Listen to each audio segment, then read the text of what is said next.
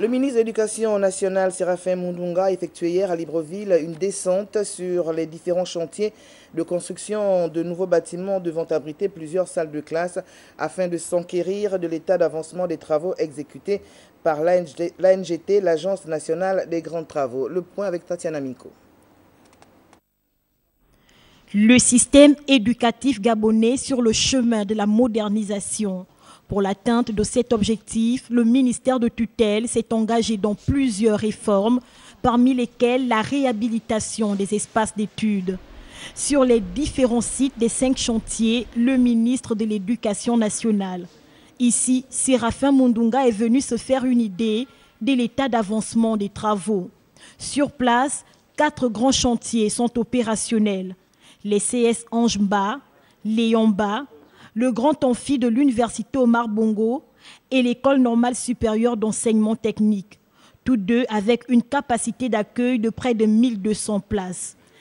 S'agissant du CS d'Angondje, la première partie livrée, le reste des travaux est en voie de finition. L'Agence nationale des grands travaux commise à la tâche rassure. Effectivement, c'est prévu dès la rentrée janvier. Les élèves vont occuper les salles de classe. Ce qui reste à faire, c'est des petites choses, comme vous avez constaté, c'est de peinture, l'assainissement, et puis ce sera fin prêt. À l'arrivée, le ministre Séraphin Mundunga, satisfait dans l'ensemble, n'a pas caché son ressenti. J'ai constaté ceux qui ont été avec moi à la première visite des chantiers que nous avions effectuée au mois de septembre avec l'ANGT.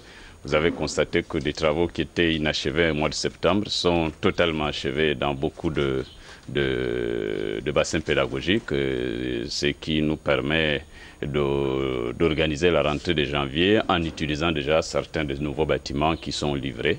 L'objectif étant, celui qui nous a été fixé par le président de la République, chef de l'État, c'est d'atteindre à la rentrée de septembre 2014 des effectifs de 50 élèves maximum en moyenne par salle de classe et à la rentrée de septembre 2015 des effectifs de 35 élèves par classe. Aujourd'hui, des réformes sont à prévoir dans toutes les composantes du système éducatif gabonais, surtout en cette période où le secteur fait face à de nombreux remous.